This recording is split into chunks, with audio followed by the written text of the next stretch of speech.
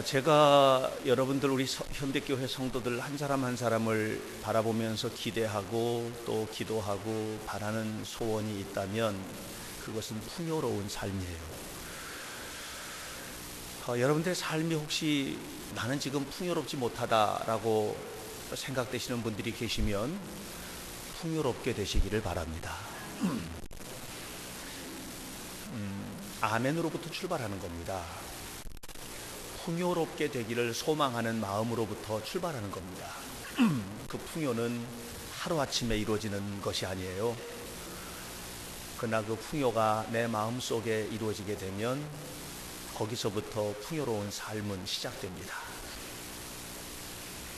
사실 제가 우리 성도들에게 그 풍요를 기도하는 이유는 여러분들이 풍요롭게 사는 것도 중요한데 내가 가진 것이 있어야 나눠줄 수 있잖아요. 부모에게 풍요가 없는데 어떻게 자식에게 나눠줄 수 있어요? 없죠? 우리가 풍요로움이라고 말하면 돈만 생각할 수 있는데 물질적인 풍요도 매우 중요하죠. 그러나 마음의 풍요로움이 있어야 해요. 마음이 풍요로워야 따뜻한 마음을 나눠줄 수 있잖아요. 마음이 풍요롭지 못한데 어떻게 따뜻하게 나눠줘요? 제가 오늘 우리 조 목사님께서 예배 초청을 하면서 하나님의 사랑을 닮은 부모님이라는 표현을 했는데 다 그렇지는 않은 것 같아요. 제가 여러분들 부모님들이 풍요로우셔야 돼요. 마음이. 그래야 자식이 살죠. 가정 안에서 이 풍요로운 마음 미안합니다. 이 풍요로운 마음이 있어야 서로에게 세워주는 일들이 벌어지지 않겠어요? 이 풍요가 없으면 상처를 주는 겁니다. 말로도 주고요, 표정으로도 줍니다. 상처를 줍니다. 표정만 봐도 알잖아요. 이 사람이 지금 어떤지. 태도, 이런 모든 것들이 풍요를 나타내는 일이에요. 저는 그것을 뛰어넘어서 이 물질적인 풍요, 이 재능의 풍요, 재능이 풍요로워야 돼요. 이 모든 것들이 풍요롭게 되길 바라요. 제가 특정한 사람을 거론해서 매우 죄송한데 어저께 제가 페이스북에 들어갔다가 우리 교회 관리부장으로 헌신하고 있는 최기욱 권사의 페이스북을 봤어요.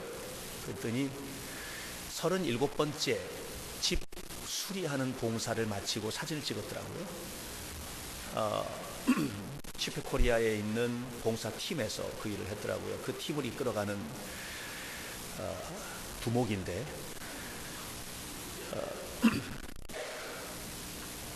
풍요롭게 나누는 거예요.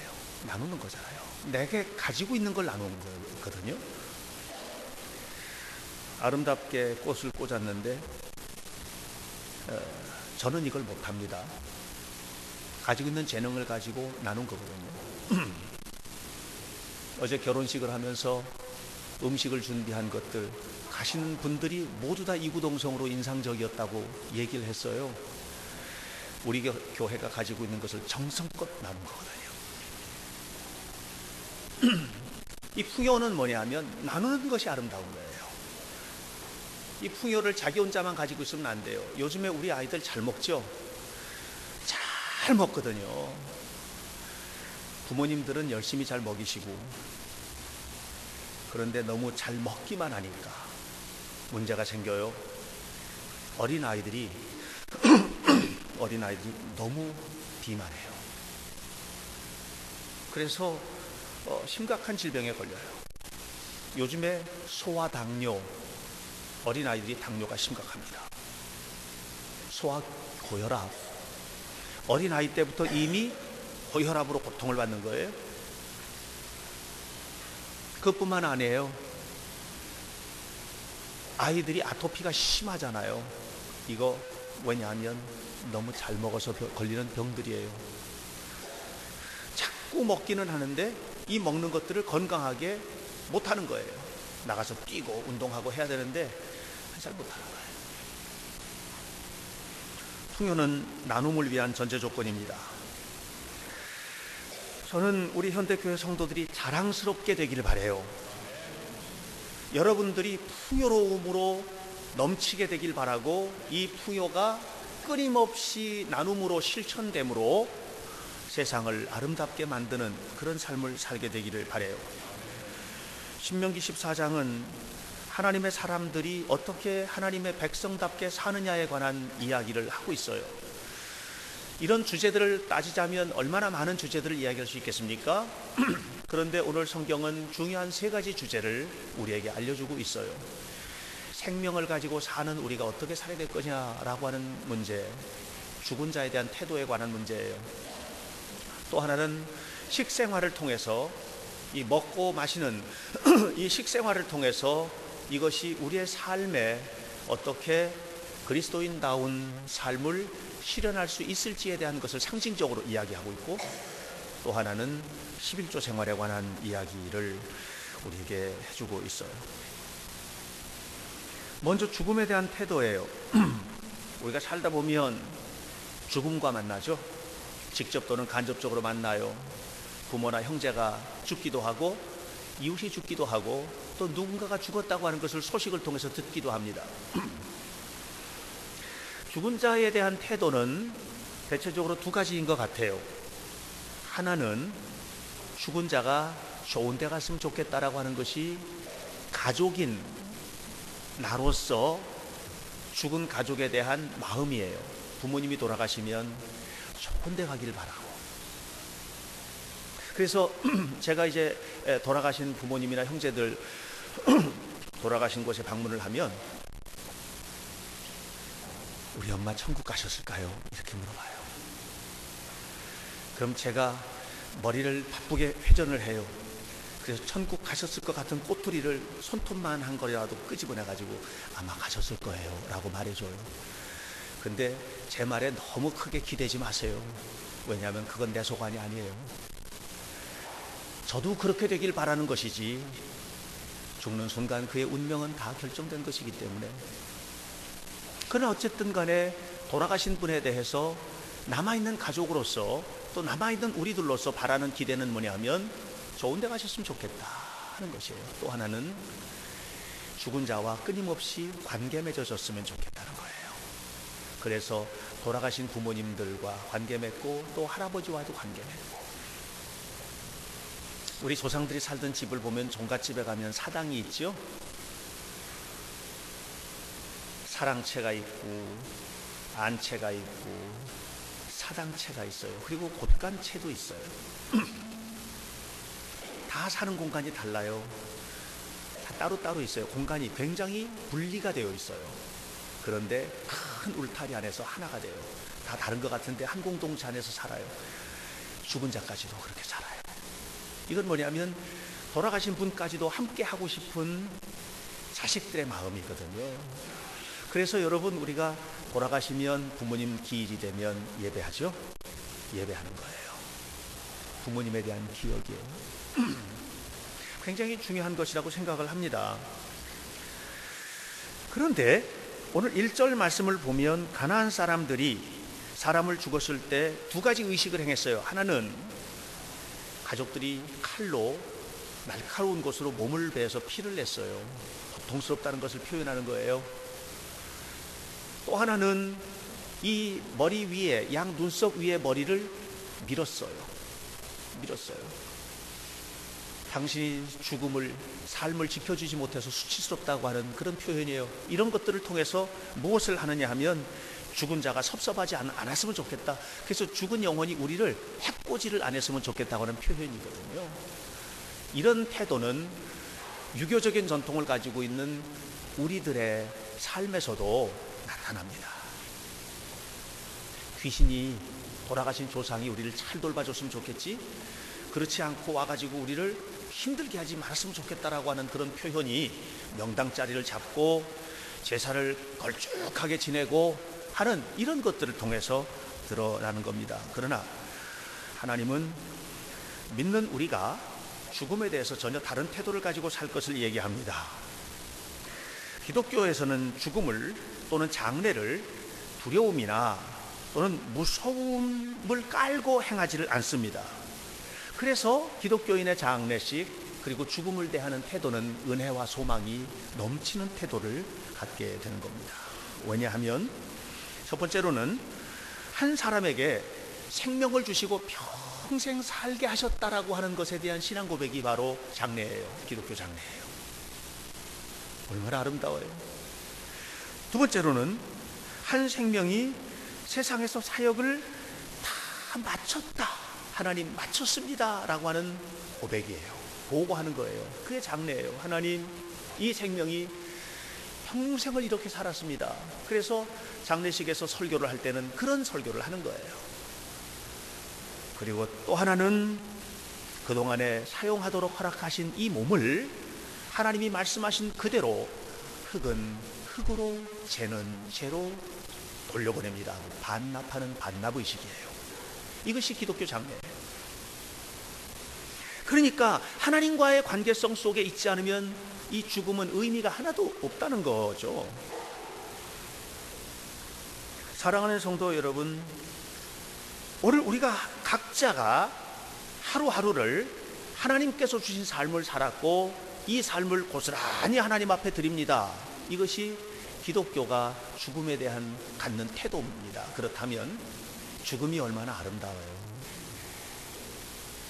죽음은 두려움의 대상이 아니에요. 영원한 하나님 나라로 들어가는 거룩한 의식이에요. 이 시간뿐만 아니라 시간을 초월해서 역사하시는 하나님 앞에 삶을 드리는 아름다운 신앙 고백이에요. 그것이 기독교에서 말하는 죽음이에요. 그렇다면 삶은 얼마나 아름다워요. 이 세상에서 살다가 죽어서 그 생명이 하나님 앞에 가는 것도 아름답다면 내가 지금 살고 있으면서 하나님의 생명 안에 있다고 하는 것이 얼마나 아름다워요. 얼마나 귀해요. 얼마나 놀라워요. 그러므로 이 생명 가지고 하나님의 백성답게 사셔야 돼요. 이 생명을 가지고 하루하루를 하나님의 자녀답게 사셔야 돼요. 풍요를 누리셔야 돼요. 이 풍요를 나누셔야 해요. 생명의 풍요를 함께 공유해야 해요. 공동체예요. 여러분들 죽은 자를 살아있는 자가 책임질 수 있습니까? 죽은 자는 살아있는 자가 책임질 수 없습니다. 그러므로 여러분들 죽은 자를 책임지려 해서는 안 돼요. 살아있는 우리의 삶을 책임져야 해요. 하루하루의 모든 날들을 책임있게 사셔서 아름다운 모습으로 하나님 앞에 삶을 마무리하는 성도들이 다 되시기를 간절히 축복합니다. 두 번째로 이 음식에 대한 태도예요. 좋은 거 먹고 살아야죠. 좋은 것 먹고 건강하게 사시게 되기를 간절히 바랍니다.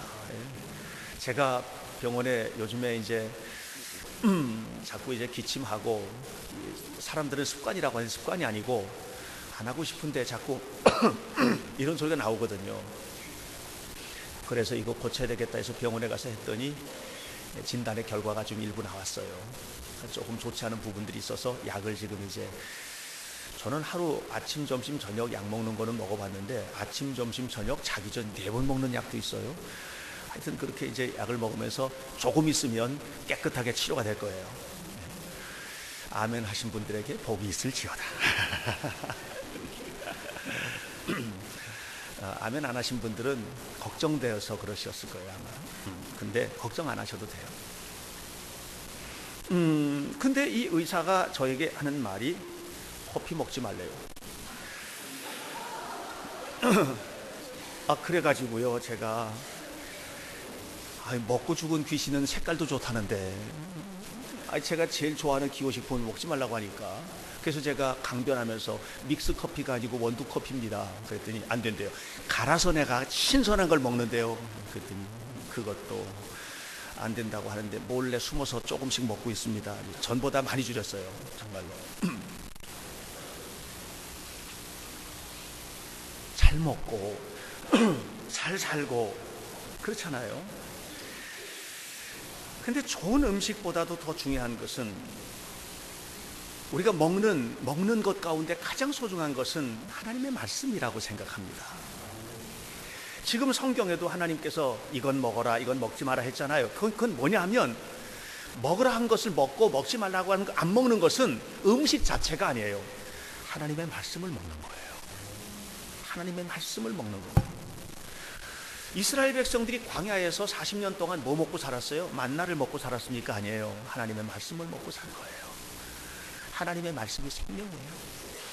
하나님의 말씀을 먹고 살아가는 삶이 생명이에요. 이게 아름다운 거거든요. 아이들을 잘 키우고 싶으시죠? 그래서 열심히 교육시키시죠?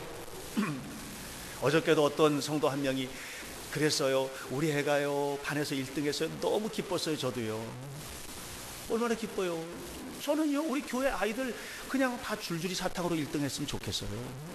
피아노 대회 나가도 1등하고 첼로도 가서 1등하고 바이올린도 가서 1등하고 뭐 비올라도 가서 하고 다 그림도 하고 그랬으면 좋겠어요. 근데 그것들이 커서 부모의 속을 얼마나 새길지, 그 유능함을 가지고 자라서 부모도 모르고 어른도 모르고 자기 복귀 모르고. 왜 그럴까요? 하나님의 말씀 먹이는 일을 못했기 때문이에요. 유능하게 키우는 일은 잘했는데 하나님의 말씀대로 키우는 일을 못했기 때문에 실패하는 겁니다. 하나님은 지금 신명기 14장에서 뭐 하라는 얘기냐면 하나님 말씀 먹고 크라는 거예요. 하나님 말씀 먹고 살라는 거예요. 하나님 말씀대로 행하라는 거예요. 특별히 성경을 보면 6절에서 이런 거 먹으라고 그러잖아요. 굽이 갈라지고 되새김질하는 초식동물들 먹어라 뭐 이렇게 얘기했어요. 굽이 갈라지고 세상과는 좀 갈라져서 살아야 되지 않겠어요? 좀 다르게 살아야 되지 않겠어요? 남들 다 가도 이건 아니다 싶으면 가지 말아야죠. 나이트 가서 밤새도록 흔든다고 뭐가 돼요? 술을 음료수처럼 마셔서 그 순간에는 잊을 수 있지만 일어나서 더 큰 고통이 오지 않나요? 죄책감도 있고 그리스도인으로서 사실 그렇죠? 요즘은 세상 사람들도 담배 피지 말래잖아요. 담배는 폐암과 각종 질병의 원인입니다. 근데 하나님께서 싫어하시는데 왜 예수 믿는 사람들이 그걸 해요? 하지 말아야죠. 좀 갈라져서 살아야 되는 거예요. 되새김하는 삶, 말씀을 먹었으면 먹는 걸로 꿀꺽하고 그만이 아니에요. 먹고 배설하는 게 능력이 아니에요. 먹고 소화하는 게 능력이지. 되새김을 하는 거예요. 어디서 해요? 되새김의 현장은 어디예요? 가정에서 되새김하고, 그죠?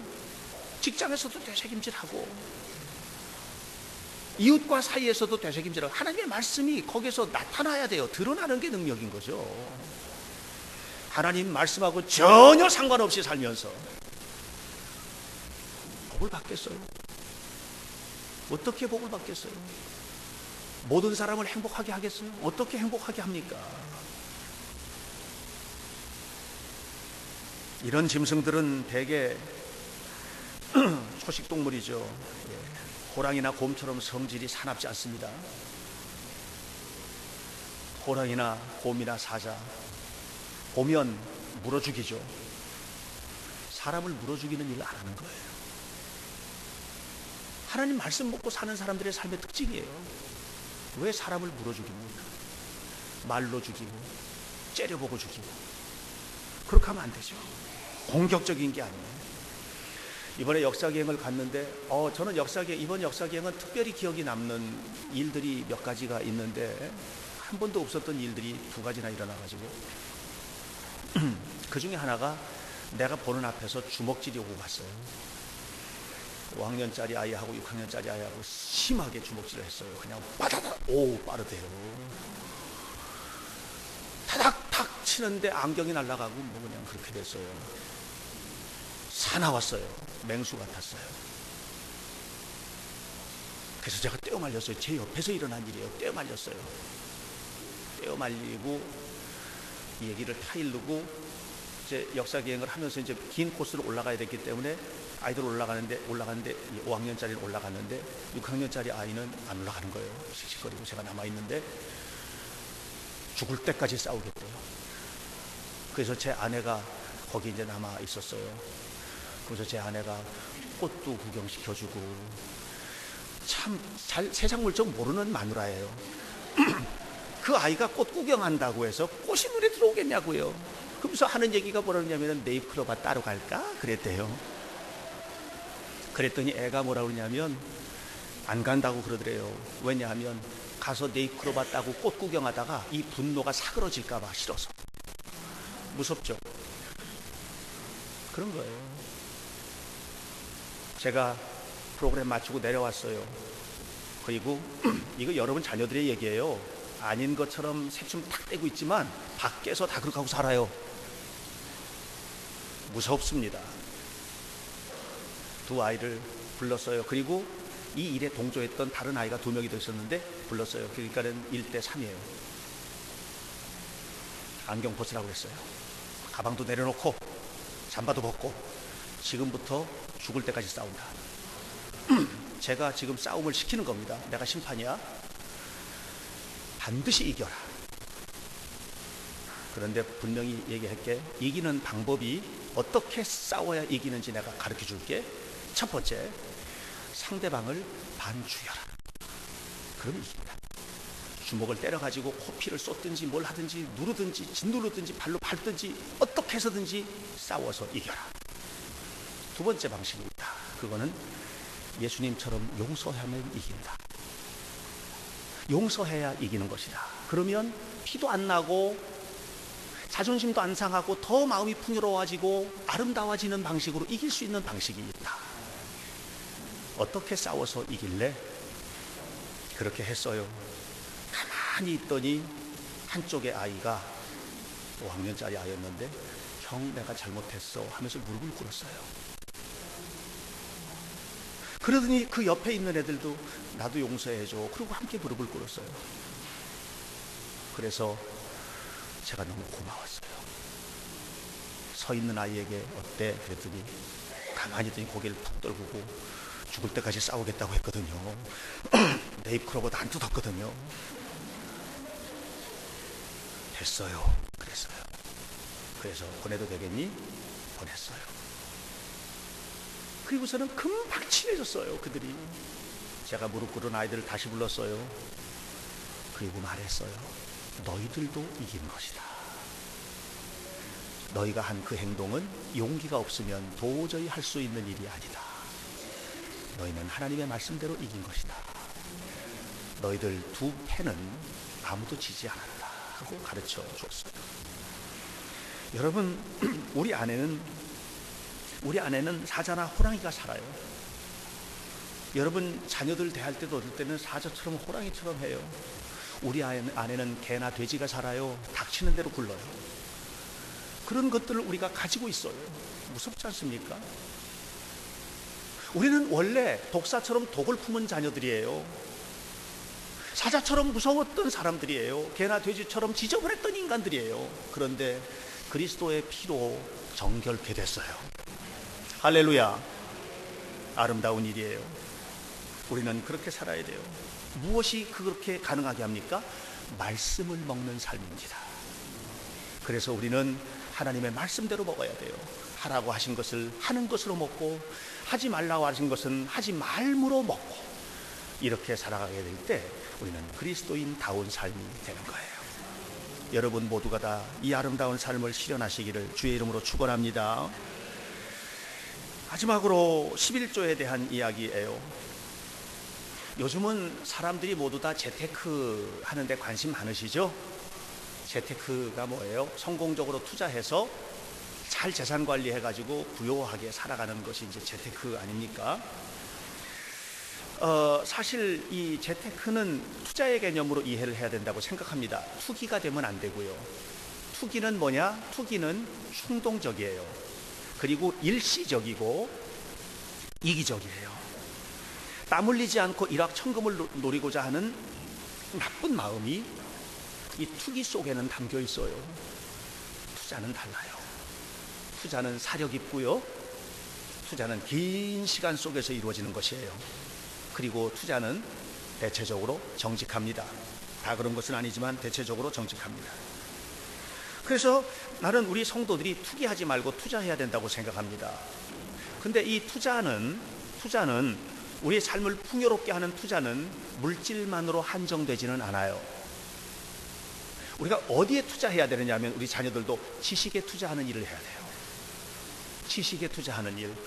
저도 그렇고 우리 교회 부교육자들도 그렇고 모두 다 열심히 공부를 하는 일들을 하는데 저는 굉장한 투자라고 생각해요. 지식에 대한 투자죠. 왜냐하면 목회를 하면서 성도들의 영혼과 삶을 그 모든 것들을 풍요롭게 하기 위한 공부거든요. 그러니까 얼마나 아름다워요. 우리 자녀들도 지식에 대한 투자가 굉장히 많아져야지 돼요. 중요한 투자예요. 그런가 하면 재능을 발전시키는 투자가 필요해요. 여기 우리 관현악단 아이들이 있어요. 이 아이들이 자기 재능을 투자하는 거예요. 얼마나 아름다워요. 예.